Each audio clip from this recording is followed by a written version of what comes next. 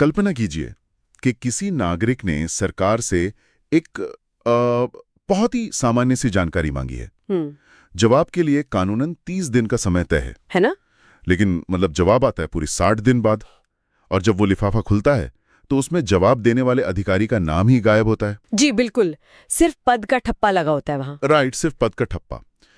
पहली नजर में ये किसी आलसी क्लर्क की लापरवाही लग सकती है, लेकिन क्या हो अगर ये कोई भूल नहीं बल्कि जवाबदेही से बचने की एक सोची समझी रणनीति हो? बिल्कुल, और अक्सर ऐसा होता भी है। हाँ, और क्या हो अगर वो नागरिक इस देरी को सिर्फ प्रशासनिक सुस्ती मानने के बजाय इसे सीधे तौर पर एक आपराधिक कृत्य घोषित कर दे? आज हम एक ऐसे ही मामले की तह तक जाने वाले हैं। ये वाकई एक दिलचस्प मोड़ है।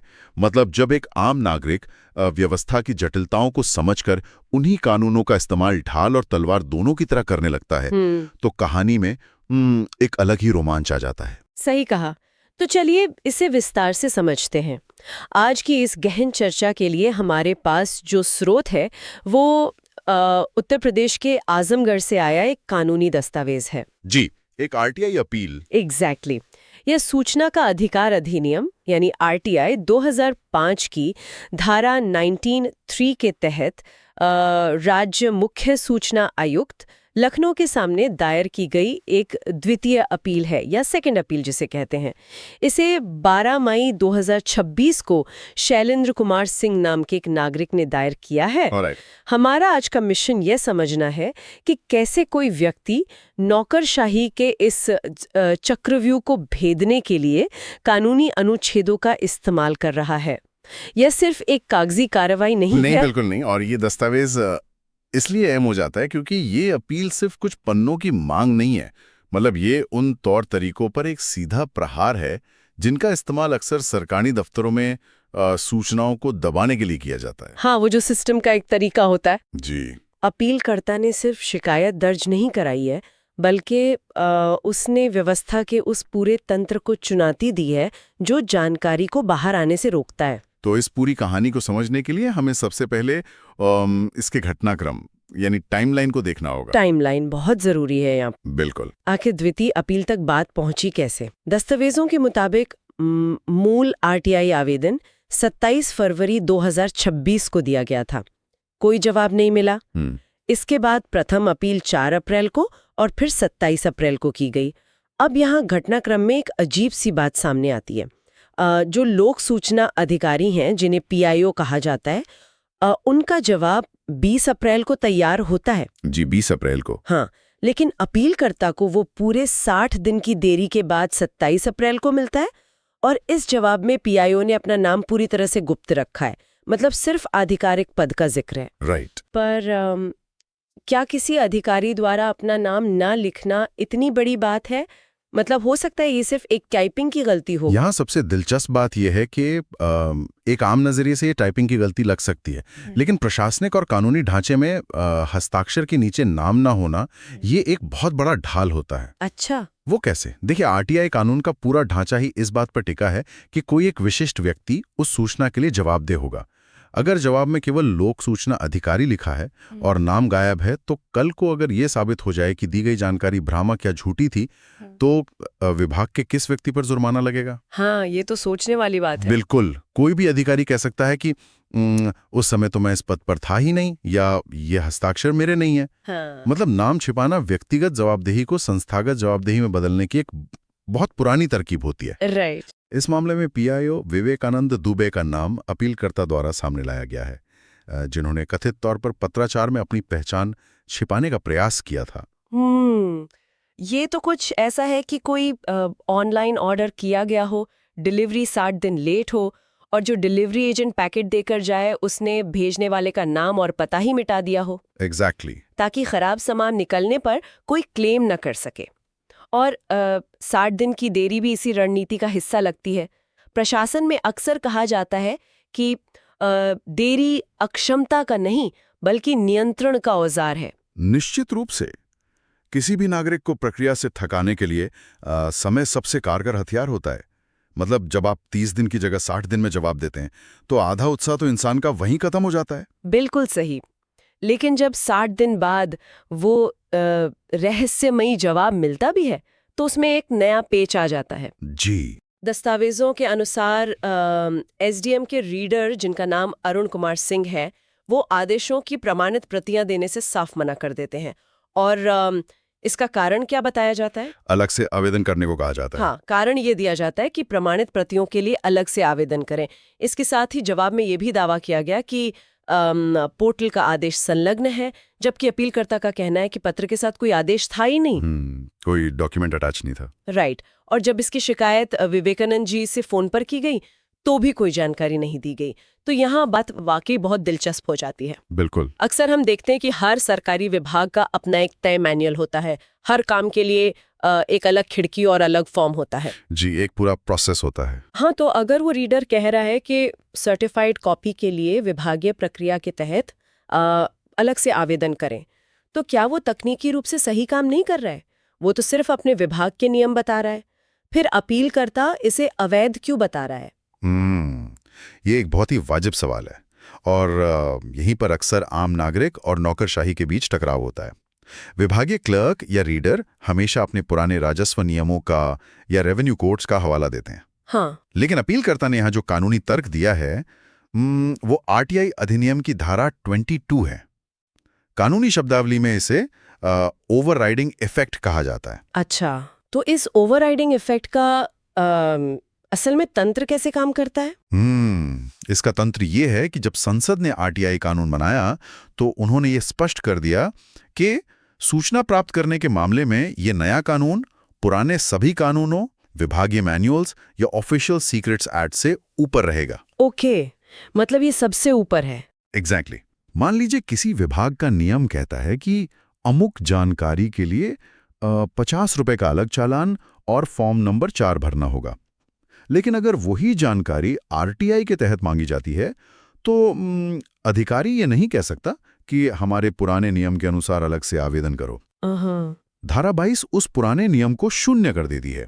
इसलिए रीडर का ये कहना कि अलग से आवेदन करें महज एक प्रक्रियागत निर्देश नहीं है। आरटीआई कानून की रोशनी में यह स्पष्ट रूप से अवैध है। राइट। इसके अलावा अपीलकर्ता ने धारा 7-8 का भी हवाला दिया है, जिसके तहत अगर सूचना रोकी जाती है तो उसका ठोस कानूनी कारण देना अनिवार्य है। अलग से आवेदन करें कोई कानूनी कारण नहीं है। समझ गई। और ये रीडर की भूमिका भी समझने वाली है। अक्सर हम सुनते हैं कि यार फाइलें तो रीडर के पास अटकी हैं। ये रीडर असल में कौन होता है और वो फैसले कैसे ले सकता है? रीडर आमतौर पर किसी मजिस्ट्रेट या एसडीएम का वो प्रमुख क्लर्क या पेशकार होता है जो अदालत की फाइलें तैयार करता है। कौन सी फाइल साहब के सामने कब जाएगी, कौन सा आदेश कब टाइप होकर बाहर निकलेगा, ये सब रीडर के हाथ में होता है। वो एक तरह से सूचना और फैसलों का गेटकीपर है। Right, gatekeeper. इसीलिए जब किसी जानकारी को रोकना होता है तो अक्सर ये रुकावट पीआईओ के बजाय इन निचले स्तर के गेटकीपर्स की तरफ से आती है। तो अब ये समझना जरूरी हो जाता है कि आखिर अपीलकर्ता मांग क्या रहा है, जिसके लिए गेटकीपिंग का ये पूरा तंत्र सक्रिय हो गया है। बिल्कुल। दस्तावेजों को करीब से देखने पर पता चलता है कि अपीलकर्ता पुराने मुकदमों जिनके नंबर T20 1315 61 और T20 1315 61 33 61 हैं, उनमें हुई कथित धोखाधड़ी या फौजरी की जांच के लिए उस समय के अधिकारियों के नाम और उनके पद मांग रहा है। जी। सिर्फ इतना ही नहीं, उसने धारा 34 के तहत होने वाली खारिज दाखिल या म्यूटेशन प्रक्रिया की पूरी जानकारी मांगी है। राइट। मतलब वो ये जानना चाहता है कि आदेश पारित करते समय कौन कौन से डॉक्यूमेंट देखे जाते हैं, आदेश के बाद कंप्यूटर में एंट्री कैसे होती है और उसका क्रॉस चेक कौन अधिकारी करता है। ये खारिज दाखिल शब्द हम अक्सर सुनते हैं। जी, बहुत आम शब्द है राजस्व विभाग का। हाँ, लेकिन प्रशासनिक नजरिए से ये प्रक्रिया कैसे काम करती है और इसे लेकर इतनी गोपनीयता क्यों बढ़ती जाती है? देखिए, खारिज दाखिल या म्यूटेशन राजस्व विभाग की सबसे अहम प्रक्रियाओं में से एक है।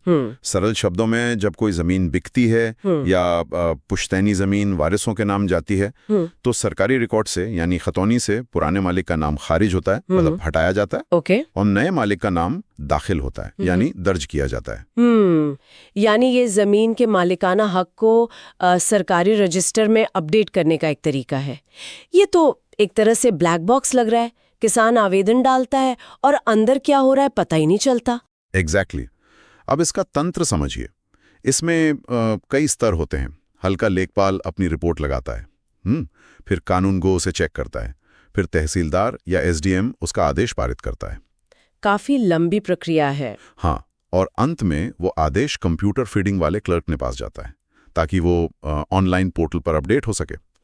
इस पूरी चेन में अगर कहीं भी कोई जानकारी छिपा ली जाए या गलत रिपोर्ट लगा दी जाए तो किसी और की जमीन किसी और के नाम दर्ज हो सकती है। हे भगवान! और इसीलिए अपीलकर्ता इस पूरी प्रक्रिया का फ्लो चार्ट मांग रहा है। हाँ, बिल्कुल। अपीलकर्ता का ये आरोप है कि इन पुराने मुकदमों में भारी धोखाधड़ी हुई है और अधिकारियों ने सांठ-गांठ करके गलत फैसले किए हैं। जब वो पूछता है कि क्रॉस चेक कैसे होता है और किन दस्तावेजों की जांच होती है, तो वो असल में इसी ब्लैक बॉक्स को खोलना चाहता है। राइट। अधिकारियों के नाम छिपाने को अपीलकर्ता सीधे तौर पर उन लोगों तो बचाने का प्रयास बता रहा है जिन्होंने कथित धोखाधड़ी को अंजाम दिया। बिल्कुल। और देखिए, ये जानकारी सार्वजनिक हित में मांगी जा रही है क्योंकि इसका सीधा असर अनगिनत किसानों और जमीनी विवादों पर पड़ता है। लेकिन जब सिस्टम ऐसे ब्लैक बॉक्स को खोलने से मना कर दे तो एक नागरिक के पास क्या रास्ता बचता है?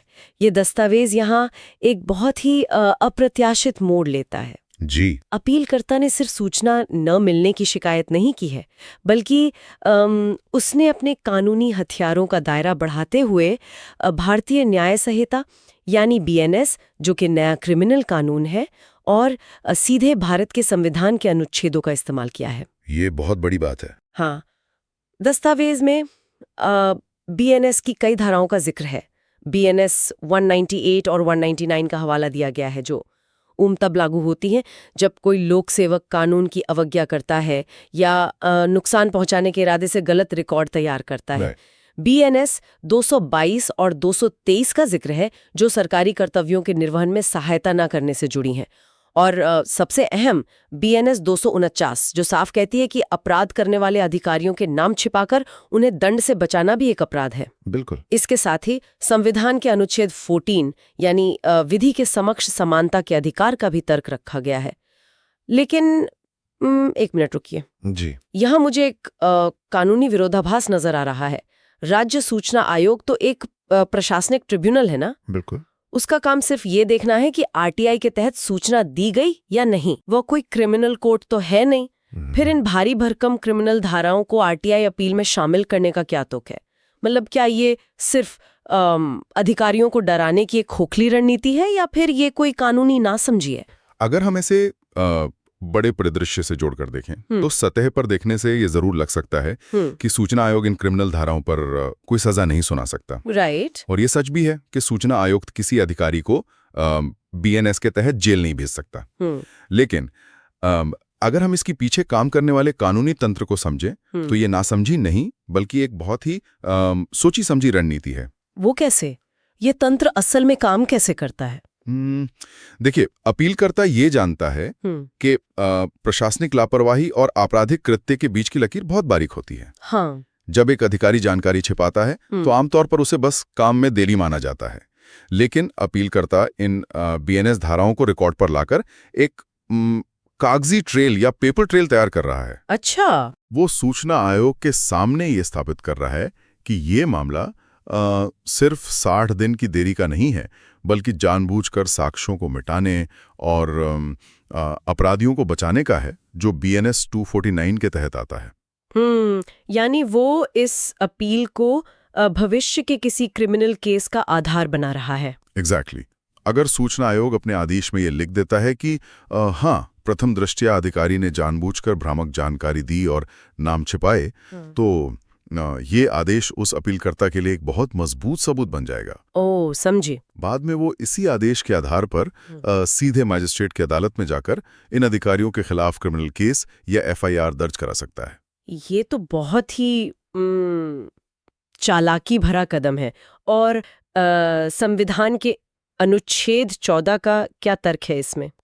अनुच्छेद 14 कहता है कि कानून के सामने सब बराबर हैं। अपीलकर्ता का तर्क यह है कि अगर कोई आम नागरिक जमीन के कागजातों में हेराफेरी करे या गलत रिकॉर्ड पेश करे तो पुलिस तुरंत उसे धोखाधड़ी के आरोप में गिरफ्तार कर लेगी, है ना? हाँ, बिल्कुल। तो फिर एक सरकारी अधिकारी जब जानबूझकर गलत जानकारी देता है या झूठा दावा करता है कि पोर्टल के आदेश संलग्न हैं जबकि वे नहीं होते, तो उसे सिर्फ एक विभागीय चेतावनी देकर कैसे छोड़ा जा सकता है?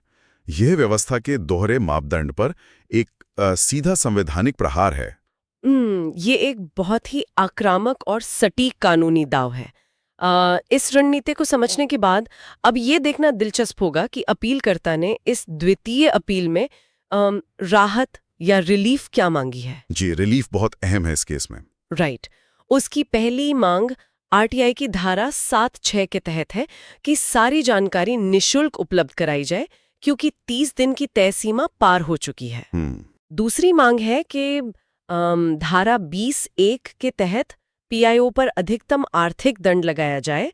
और तीसरी मांग जो सबसे ज्यादा प्रभाव डालती है वो ये है कि धारा 20(2) के तहत पीआईओ और प्रथम अपीलीय अधिकारी जिनके नाम एसडीएम नरेंद्र कुमार गंगवार और नोडल ऑफिसर संजय चावला बताए गए हैं, उनके खिलाफ अनुशासनात्मक कार्यवाही की जाए और इसे उनके सर्विस रिकॉर्ड में दर्ज किया जाए। बिल्कुल।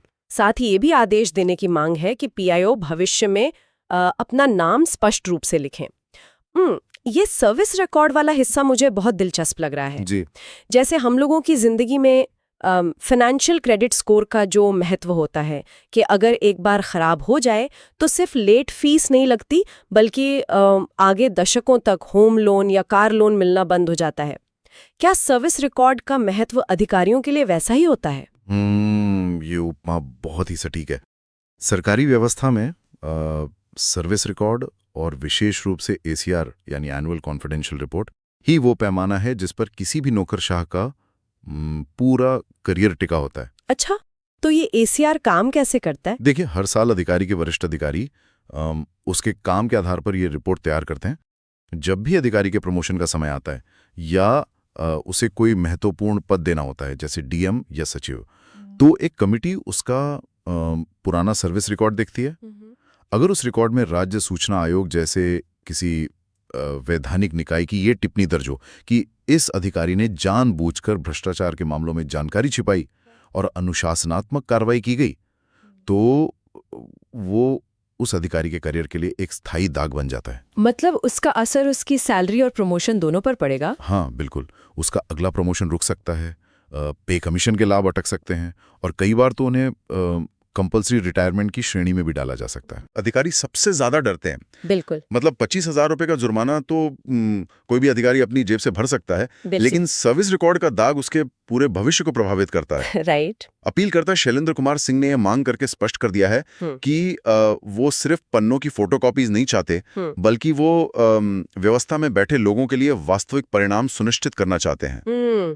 इस पूरी गहन चर्चा के बाद एक बात बिल्कुल स्पष्ट हो जाती है कि उत्तर प्रदेश के आजमगढ़ से सामने आया ये दस्तावेज महज एक शिकायत पत्र नहीं है। बिल्कुल नहीं। ये एक नागरिक द्वारा अधिकारों के प्रयोग का एक जीता जागता उदाहरण है।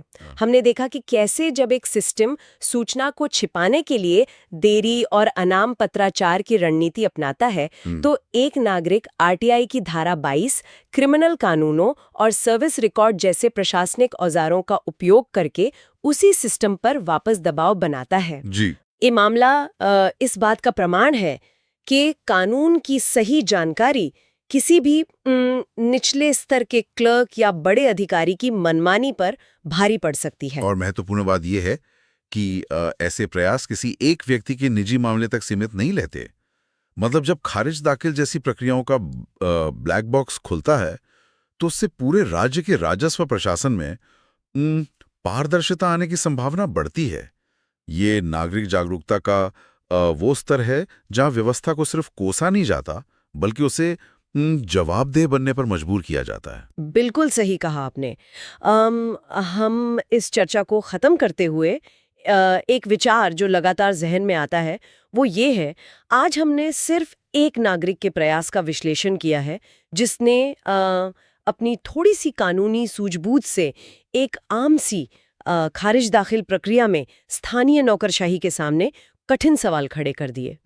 जरा सोचिए, अगर देश का हर एक नागरिक अपने काम में आने वाली हर सरकारी बाधा पर इसी तरह कानूनों के तंत्र को समझकर पूरे घटनाक्रम के साथ इतनी ही सटीक और निर्भीक तरीके से सवाल पूछने लगे, तो हमारे देश के प्रशासन के अंदर ऐसे कितने और ब्लैक बॉक्स हैं जिन्हें खोला जा सकता है। बहुत सारे।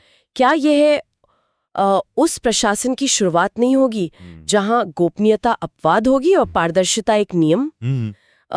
इसी सवाल के साथ हम आज की इस गहन चर्चा को यहीं विराम देते हैं। अगली बार एक नए स्रोत और एक नए विश्लेषण के साथ फिर हाजिर होंगे। तब तक सवाल पूछते रहें और व्यवस्था को समझने की कोशिश करते रहें।